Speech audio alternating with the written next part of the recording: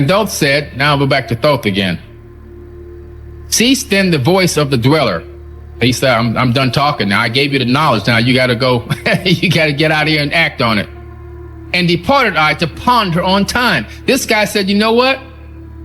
As smart as I am, what my dad just told me, I need to go sit down and meditate on this. He said, departed I to ponder on time. I got to sit down. I got to digest this. Too many times we get the information, like the information I'm giving to you tonight, information from a workshop, information from an Instagram post or a video short or a reel or a TikTok or whatever. And then we just keep on scrolling. We keep on moving on, right? Oh, we got it. Oh, that was pretty deep. Let me keep on going. Let me just look for the next roll. Let me look for the next reel or TikTok or the next video clip. Wait a minute. Sit down and meditate on it for a second. Let the knowledge seep in. Stay in the present moment.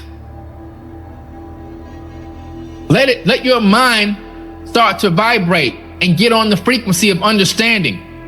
Let your mind begin to ask more questions so you can seek more answers. Don't just brush over deep knowledge as if it's like, nothing. Let it seep in for a second. And Thoth said, cease then the voice of the dweller, and departed I to ponder on time. For knew I that in these words lay wisdom and a way to explore the mysteries of time. Oft did I ponder the words of the dweller.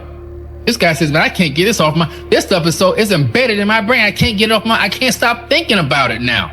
It's deep. Then sought I to solve the mystery of time. So now he says, you know what? I got to take action. I got to figure this out. Found I that time moves through strange angles. Time moves in angles. Yet only by curves could I hope to attain the key that would give me access to the time space. Wow.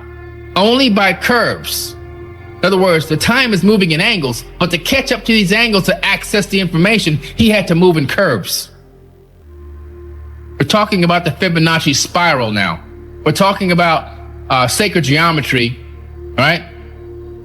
This is what we're getting into now. We're talking about pi and phi. Now we're getting into mathematics, the golden rectangle, the golden section. Yet only by curves could I hope to attain the key that would give me access to the time space. Found I that only by moving upward and yet again moving rightward could I be free from the time of the movement. He's talking about shifting into another dimension in a 90-degree angle. How would he know this 36,000 years ago that modern day theoretical physicists hypothesize that we are living in a universe that has 11 dimensions and they're on top of each other, compactified. And yes, compactified is a real word. Look it up. I remember the last time I used that word, people were laughing in the comments. He made up a word. No, I didn't make up a word. That's what they teach you at the university. And to get access to these higher dimensions, they're in 90-degree angles right above each other, stacked and compactified. How would he know this 36,000 years ago? Found I that by moving upward and yet again moving rightward, I could be free from the time of the movement. Forth I came from out of my body, moved in the movements that changed me in time. Strange were the sights I saw in my journeys, many of the mysteries that opened to view. I saw man's beginning, learned from the past that nothing is new. This man literally went through time in angles, went through dimensions. He went back in time. He saw the beginning of man and realized, wow, there was nothing new under the sun. Nothing at all. It says, I saw man's beginning and learned from the past that nothing is new. Seek ye, O man, to learn the pathway that leads through the spaces that are formed forth in time. Forget not, O man, with all thy seeking, that light is the goal ye shall seek to attain. Your goal is to seek light. Your goal is to seek the light, not the dark. Search ye for the light on thy pathway, and ever for thee the goal shall endure. If you continue to seek light, your goal, your mission, your ascension will continue to endure. Let not shine the heart ever to darkness. Light let shine soul be a sun on the way. Know ye that eternal brightness, yea, shall ever find thy soul hid in light, never fettered by bondage or darkness, ever it shines forth a sun of the light. He's saying, stay away from the darkness. Stay away from the people that are entertaining dark ideas, dark concepts. Stay away from thoughts that entertain darkness. If those things come around you, escape them immediately. Keep your mind focused on positivity, enlightenment, wisdom, understanding, love. Seeking the light. That's what seeking the light means. I know through hidden in darkness, your soul, a spark of the true flame exists. Be ye one with the greatest of all lights. As one with the universal source. Find the source, the end of thy goal. Light is life, for without the great light, nothing can ever exist. That's powerful. Understanding that light always rules over darkness. Even though we have yin and yang, we have good and bad, we have darkness and light in the universe, we know that light is more powerful than darkness. And how do we know that? Well, I'm sitting in a well-lit room, and there's no way that I can inject any little bit of darkness into this room that would make this room dark. I can't inject darkness here to make the room dark. But if I turn all these lights off and just simply do something like turn on my camera flashlight, just that little flashlight from my camera will make the darkness flee. It will run from that little tiny light coming out of my phone. But I can't inject, look, my screen is dark right now. I can't inject darkness into this room from a dark screen. But if I turn on my flashlight and turn these lights off, guess what happens? The darkness runs away from the light. Know ye that in all form matter, the heart of light always exists. Always. Everything in this matrix is made of light. If you take two atoms and smash them together at CERN, at the LHC, the Large Hadron Collider in Switzerland, you'll find that what are these particles made of? The essence of them is made of light, waves of light. Even though bound in darkness, inherent light always exists. Once I stood in the halls of Amenti and heard the voice of the lords of Amenti, saying in tones that rang through the silence, words of power, mighty and potent, chanted they the song of the cycles, the words that opened the path to the beyond. I saw the great path opened and looked for the instant into the beyond. So the movement of the cycles. Vast was the thought of the source could convey. Knew I even infinity is moving on some unthinkable end. Even infinity is moving according to a specific law. So that the cosmos is order and part of a movement that extends into all space. A party of an order of orders, constantly moving in harmony of space. This is powerful stuff. Even the cosmos obeys these laws. There's an order to everything. Second law of thermodynamics, we know that everything moves through entropy. Moves from an ordered state to a disordered state, and then recongeals and comes back to an ordered state again as a different form. Energy can't be destroyed, it can only be transformed. So the wheeling of cycles like vast circles across the sky. Knew I then that as being is growing and meet to another being is far off grouping of space and time. Knew I that in the words are power to open the planes that are hidden from man. That even words lie hidden in the key that will open above and below. He's talking about cymatic frequencies that have the capability of transcending dimensions. You can transcend dimensions through cymatic frequencies. You can transcend space and time through frequencies. Everything is all about the frequency of the words. Words, people conceive words as I'm speaking English, or I'm speaking Spanish, or I'm speaking Russian, or whatever it is. No, what you're actually doing is you are emanating a cymatic vibration from your vocal box that rides on atmospheric gases until it reaches somebody's cochlea inside their ear, and then the brain deciphers it and gets the signal as to what it believes you are trying to convey, the message you're trying to convey. That's how it works.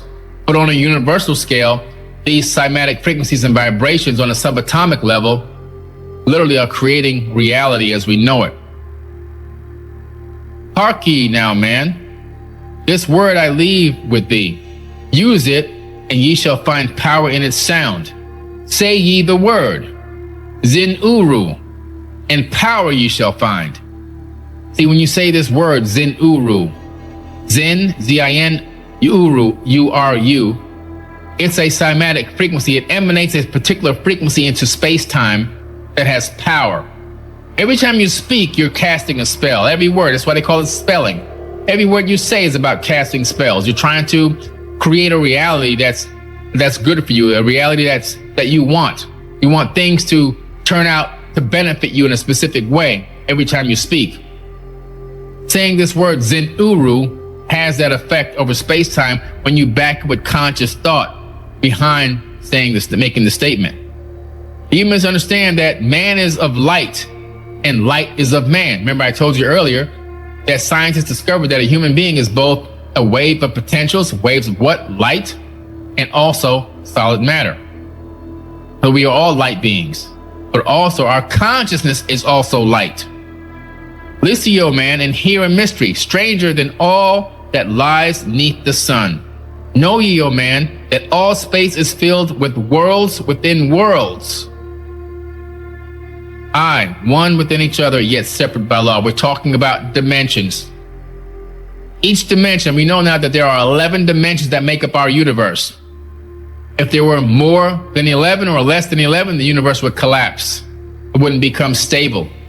So in order to have this universe with these laws of physics stable, we need 11 dimensions. That the human brain connects to 11 dimensions. That was done at the Brain Institute. They discovered this. So we are multidimensional beings having a three-dimensional experience. But our connection is multidimensional, and we are connected to these higher dimensions. Once in search for deep buried wisdom, I open the door that bars them from man.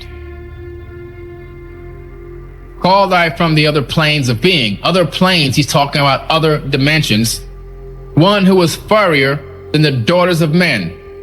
I called her from out of the spaces. He's talking about dimensions. To shine as a light to the world of men. Use I the drum of the serpent. We're talking about knowledge and wisdom and a vibration. Wore I the robe of the purple and gold. Placed on my head, I, the crown of silver. Around me the circle of cinnabar shone. Raised I my arms and cried the invocation that opens the path to the plains beyond. This man is opening dimensions through cymatics coming out of his own voice. He's not using any type of technology. He's not using a large hadron collider at CERN like in Switzerland. This guy is doing this based on conscious, adept, initiate wisdom and knowledge, utilizing his own vocal box to create cymatic frequencies that hack space-time itself. Cried I to the lords of the signs in their houses, lords of the two horizons, watchers of the treble gates. Stand ye one at the right and one at the left, as the star rises to its throne and rules over his sign. Talking about star alignments now, constellations moving in correlation to the precession of the equinoxes. I, thou prince of Arulu, open the gates of the dim, hidden land, and release whom ye have imprisoned. Hear ye, hear ye, hear ye, dark lords of shining ones. And by their secret names which I know and can pronounce, hear ye and obey my will. And he's commanding the darkness. Lit I than the flame of my circle and called her in the space planes beyond. Daughter of light, return from Arulu. 7 times and 7 times have I passed through the fire and found I have not eaten, water I have not drunk. I call thee from Arulu, from the realms of Urkeshko. I summon thee, Lady of Night. This is powerful stuff. Can you imagine that? Can you imagine 36,000 years ago? According to mainstream, we were like hunter-gatherers, just trying to find scraps on the ground and scavenging to eat and trying to, group hunt mammoths and all this kind of crazy stuff, and living out of caves and everything else. And at the same time that's all supposed to be going on, this is being written. This is being written. All right? So let me ask you this question based on bare bones logic. If you're living in a civilization where your main goal of the day is to survive and just find some type of food and shelter, do you have time to write these kind of works of art? Do you have time to understand quantum physics, quantum mechanics, theoretical physics, philosophy, frequencies and vibrations? Do you have time for that? So something ain't adding up. Either some people came here with some real knowledge, or they don't want us to know that these people came here with the real knowledge, because they don't teach you this in school. Fear is the Lord of the dark Arulu. Fear. Fear is the Lord of the dark Arulu. To he who never faced dark fear, know that fear has existence created by those who are bound by their fears. Shake off thy bondage, O children, and walk in the light of the glorious day. Fear, what does fear mean? What is fear an acronym of? False evidence appearing real. Fear is a choice. What do they pump on the news 24/7 on the mainstream news? They pump fear. What do they pump nonstop? Is fear, fear, fear. Why do they do that? Because fear puts you in a malleable state of mind so they can control you. They are master puppeteers. What does he say about this? Fear is the Lord of Arulu, of the dark Arulu. What he's saying is, if you are watching those news clips and you're walking and living in fear, like the people that are still walking around wearing masks and stuff like that, they're so afraid, those masks ain't stopping anything. Are you kidding me? Microscopic viruses flow through the mask like it doesn't even exist. It has no effect on a microscopic. None. It's like throwing a basketball into the ocean. If anything, it's spreading more germs because you keep taking it off and putting it in your pocket and putting it in your purse and touching everything with it, right? But fear becomes your Lord. That means fear becomes your God. And you worship fear like you worship your God. But you're not aware that you're doing that until I just told you. When you're living in a state of fear, which is a low frequency, it becomes your Lord. Never turn thy thoughts into darkness, and surely ye shall be one with the light. Man is only what he believeth. Man is only what he believeth. A brother of darkness or a child of light. Which one are you? Are you darkness or are you light? If you believe you're light, then act like it. Drop the fear. Fear is a choice. False evidence appearing real. A brother of darkness or a child of light. Come through into the light, my children. Walk in the pathway that leads to the sun. The S-U-N, the sun. What did Thoth call himself? A son of Atlantis, spelled S-U-N. He also called himself a son of man, an S-U-N of man. In the Bible, it's mistranslated as S-O-N by accident on purpose. When Jesus calls himself the Son of Man, he's calling himself the Son, S-U-N, of man, just like Thoth is. Why would he do that? Because he learned this from the Egyptian mysteries, because he studied from Thoth directly. when he went to live in Egypt. That's why he calls himself the Son of Man in the Bible. Nobody ever asked, why does he call himself the Son of Man? He's supposed to be the Son of God. No, he's a Son of Man. S-U-N, a light. He's a beacon, right? He's a lighthouse in the darkness. Walk in the path that leads to the sun. Hark ye now, and list to the wisdom. Use thou the word I have given unto thee. Use it, and surely thou shalt find power and wisdom. Then Uru,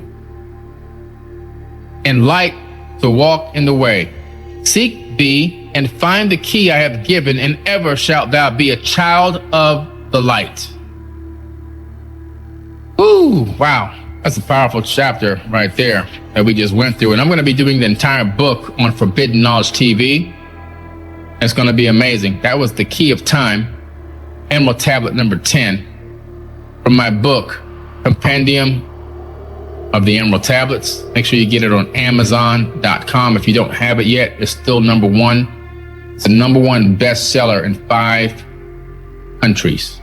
And it's pretty much printed and sold in every single country right now, right? And I'm not saying that to brag. What I'm saying is there's something about that information that is lighting up the world. And so it's pretty important. The Emerald Tablets is really some deep, deep, deep wisdom and knowledge. You can't read them just once. You've got to read them dozens and dozens of times. And the more you read them, the more wisdom and knowledge you gain. The more information comes into your head, all right? The more insight you get, the more perspective you get, all right? And so it's a powerful, powerful thing. And so from time to time, I like to share that.